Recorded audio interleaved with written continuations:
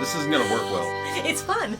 In this video, we're gonna take my old scratch-built coal mine, which doesn't exactly fit this scene anymore, and we're gonna scratch build a new one that really works and that we're pretty proud of. Hi, I'm Steve Brown and welcome to It's My Railroad. On this channel, we bring you the highest quality modeling videos we possibly can, showing you how to make great scenes, models, dioramas, and even model railroad stuff, all of it the regular guy kind of way. So if you're into that sort of thing, make sure and subscribe.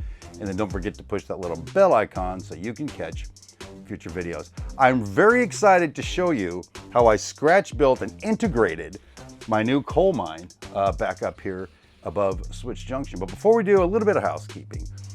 If you're a channel member, then you already know we've sort of taken a break from putting out bonus content, at least through sometime after the summer. So that means you still have access to the bonus content we've already put out, but you're not going to see anything new.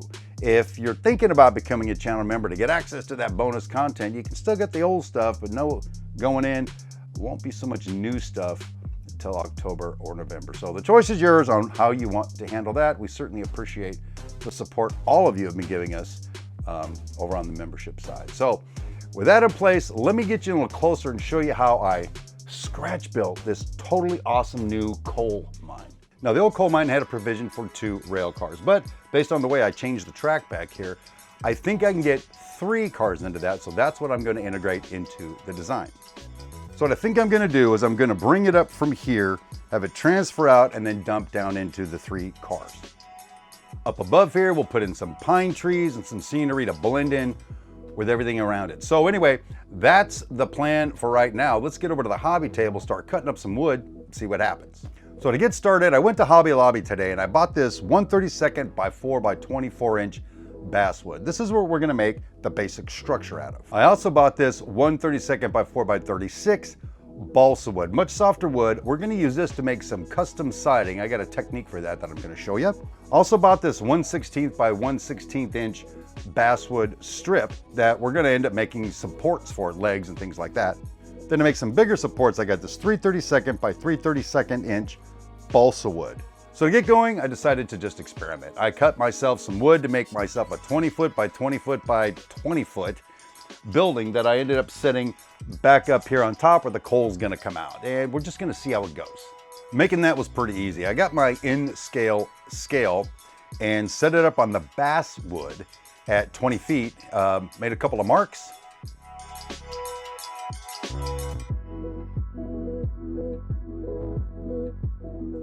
And then using gentle strokes with my X-Acto blade, just kept going across it and across it and across it until I got cut through enough where I was able to just snap it apart. So that's a 20-foot tall section of wall. What I'm gonna do now is go through and cut 2 walls that are 20 and 20, and then I think I'll just glue all those little pieces together and we'll take a look at how that looks.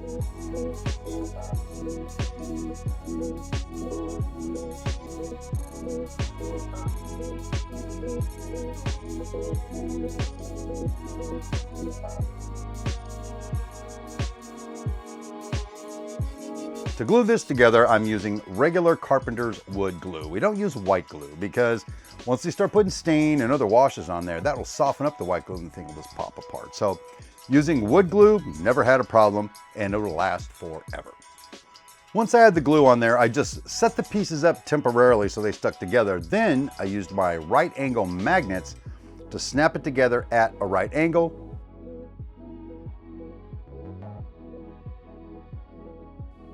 Did a little fine tuning to make sure the edges were flush and let that dry. Now, since I'm not going to use the old coal mine for anything else, I decided to use the windows I installed on that as windows for the new one. Why go buy more stuff when I've already got stuff lying around? I pretty much had to destroy the old coal mine to do this though. I broke out the walls, broke out the windows, and then I used those as templates to cut window openings in the new structure.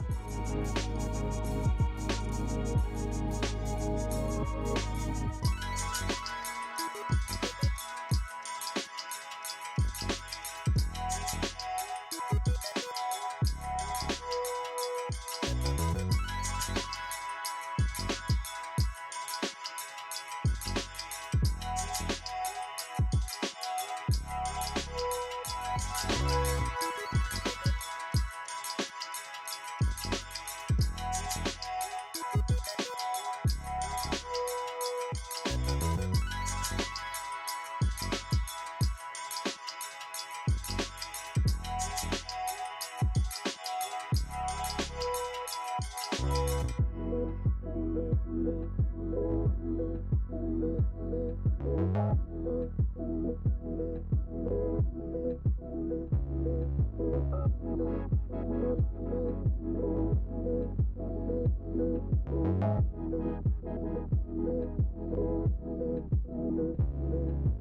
make sure all the edges lined up, I just laid it on its side and just started pushing everything down onto my flat surface, which is my hobby table.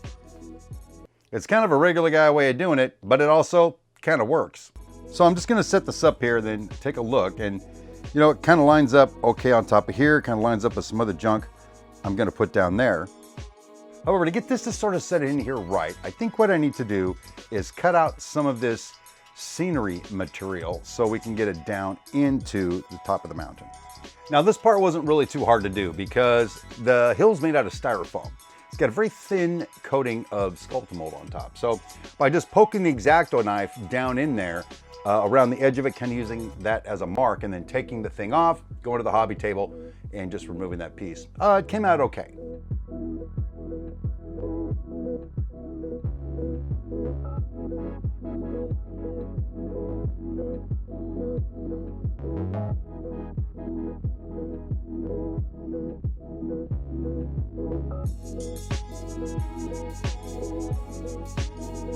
So that opening looks kind of okay, and I think what we'll do later is figure out a way to patch the scenery around it when we're done. So if we sort of step back and pan around, you kind of get the idea for how that's going to look, at least up top. Now what I got to do is go through and build the trestle down below, because I need to be able to tie those two pieces together.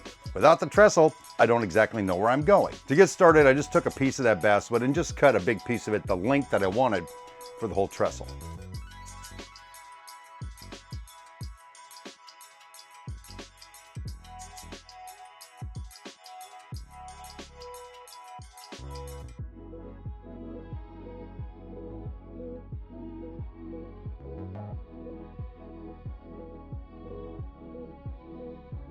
Then we put the piece back up on top of the coal cars and align it where we want it, and then make a center point, in essence, of where the chute's going to be on the other side. I know I want this transfer structure here to be 20 feet wide, so it's easy to go 10 feet to the left, 10 feet to the right, and I knew I wanted it just maybe 2 feet or so narrower on the two wings than I do on the structure. Took some measurements, made some pencil marks, and away we go.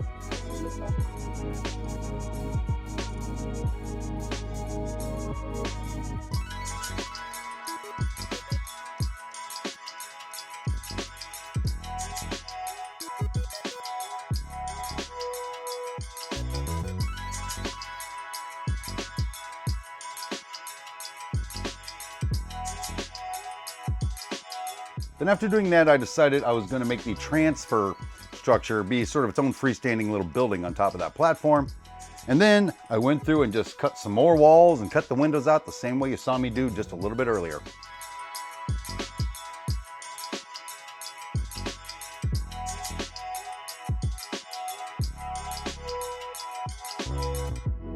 So you can see I put it back on the layout. It's just kind of sitting on the coal cars right now, just to make sure it lines up. And you know what? At this point, I'm pretty happy with it. But what we need to do is figure out how tall to make this trestle so that the coal cars will fit underneath it and without any kind of obstructions. And it'll kind of have a good height that's going to look really good. So to get started, I cut pieces for this length down here because I know I'm going to have these little legs framed with a top and bottom.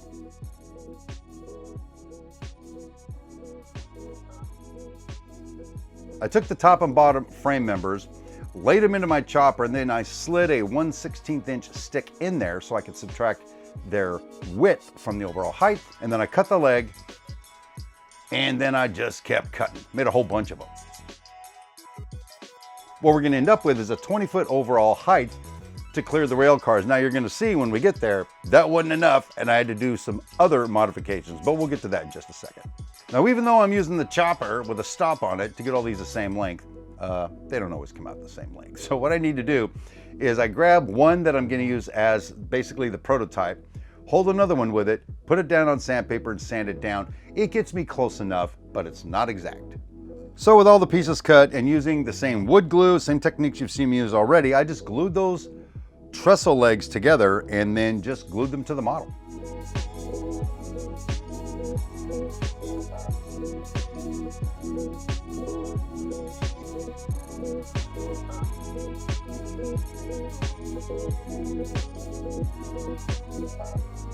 To tell you the truth, there's some of the details and stuff that I want to do to this, and I think they might interfere with it. So what I need to do, I think, is lift it up a little bit more.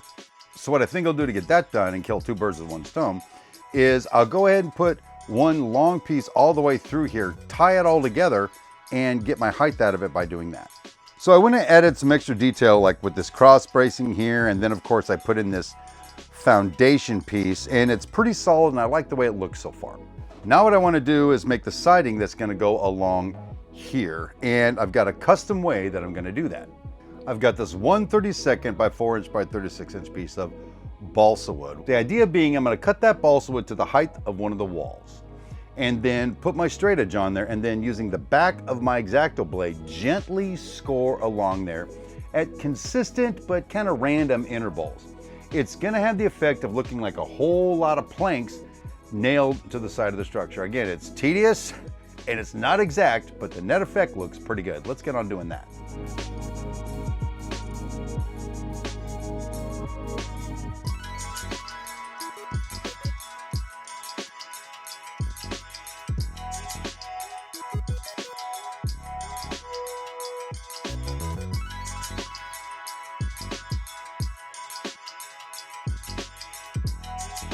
Now that I'm done scoring the back of this piece, you can sort of see how it looks, but what you can also see is it's kind of bowed. It's very flimsy because at the locations where I scored it, it's very thin. That's why we're using the basswood as the structure behind it. We're just using the balsa wood as a skin that we're putting around it. Now, before we can glue that on there, we need to set it in place, mark where the window openings are, cut those out, glue the windows in, and then we can set it all in place. Let me show you how I did it.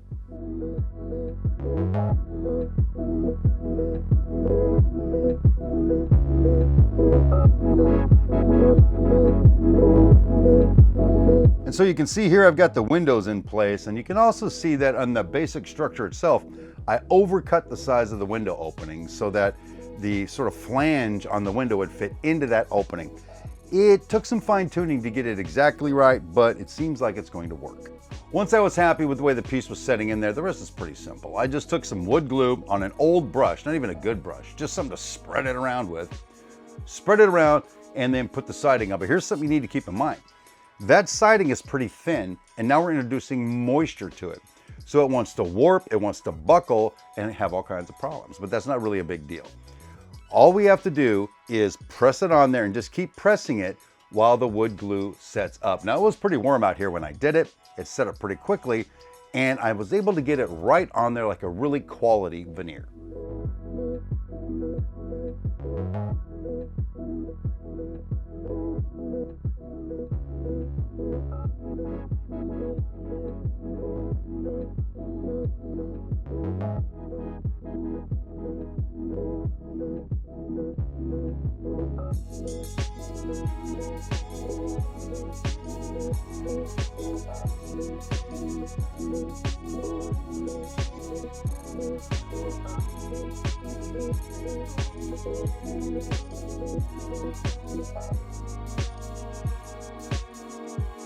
Well, there you go. That's it with all the siding glued onto the front and the sides. I didn't do anything with the back because you're never going to see the back, right? Anyway, so I've got that glued on there. And now what I think I'm going to do is go through and put my roof on. Now you're going to notice I left all the walls flat because at the time I didn't know if I wanted a pitched roof like this or whatever.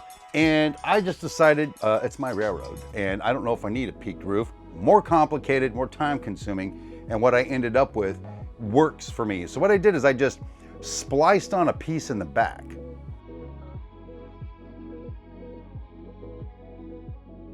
So with the pieces spliced on the back, I went ahead and I just put some more basswood on top. Now you're gonna see here, I've got these gaps in the side of it. And I'm not really concerned about that because I'm just gonna make the siding go up and fill that void, glue it all on, and it's gonna look pretty good. Something you might notice too is it's kind of black in there. Once I was putting the lid on, I noticed that light through the windows kind of showed this bright wood on the inside, and that's not what I wanted. So I just quickly went in and brushed some black paint in there to sort of darken it down, and away we go. Speaking of siding, what we're gonna do now is go through and cut some more of that siding like I was using before, and that's what I'm going to use for the roof. This is a rustic structure in my world, and they built it just out of wood. There's no tar paper, there's no corrugated metal, there's no ceramic tile to put on the roof of the deal. So I just decided it's going to have wood planks on the top, just like it has on the walls. Well, there it is. So far, I've got all the roofs glued on. You can see I built the extra structure. It's kind of an office in there, transfer facility, whatever, a little retaining wall and the chute. And so far, even without staining, it looks pretty good. But let me take you and show you something else that's one of the features of how I built this. Now, you can't see it from here, but if I gently pull this trestle out, you can see the trestle and the chute are not connected. That's by design. This way I can get the trestle out of the way, and then I can gently lift up the scenery to get to the track below it and put it back down. Now, I'm gonna end up gluing that structure down to the mountainside there after we're done staining it. But for now, let's just get on staining it and maybe even doing some weathering while we're at it. Let's get to staining this thing. To start off with, I've got my glove on my left hand so I don't get stain all over it. And we're gonna use this Minwax Espresso number 273 stain. It's a lighter stain. I've used it on many wood structures, and I really like the way it looks. But staining this thing, as you can imagine, not rocket science. Basically just take a brush and put stain on it. Boom, that's not hard to do. Now, from time to time, I'll take a paper towel and dab on the structure to remove excess stain. It makes it dry quicker, and it's not so shiny like oily when it's done. You don't have to do that. It depends on the technique you're looking for. This is just something that I like to do. Now, after the stain was on and dried, I went through and I dry brushed on some gray to sort of bleach the wood out a little bit. Really happy with that technique. Not necessarily a regular guy technique, but it's a good technique. I also went down along the bottom edges of these and dry brushed some brown to kind of make it look like dirt, like it's dirty. And then to top it off, I used a regular guy technique of just dumping dirt, real dirt, right on top of the thing, brushing it around with a brush. I found that even without any kind of glue, that dirt will just stick. You ever try to sweep up your hobby room floor when it's concrete? Even with a dustpan, you can't get all the dirt. You just can't get it because dirt sticks to everything. So anyway, that is the way that came out, and I'm really happy with it. Some other things I did, I added the detail of a handrail back here, and I added these crates. Now the handrail's a little wonky because I got it from another model, but at a distance where you're looking at it, it really doesn't look that bad. It looks pretty good, and the crates just add that extra little bit of detail.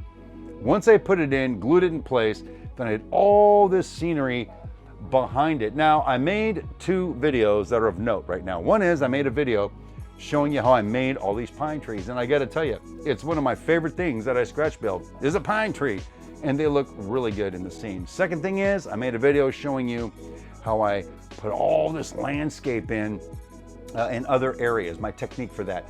Those videos are linked in the description down below, so make sure you just go down there and check those out if you want to know more. But I got to tell you something, really happy with the way this came out, just using regular guy techniques. As you were seeing, as you're watching the video, there's nothing special about it. You cut some wood, you glue it together, you stain it, boom, you've got a coal mine sitting above Switch Junction. Anyway, I hope you had a ton of fun watching this video with me. I had a ton of fun making it. It took me about 40 hours to get all that done, and there's only so much time we have in one of these videos. But anyway, thanks again for watching this video, and until I see you next time, my name is Steve Brown. Rail on, my friends.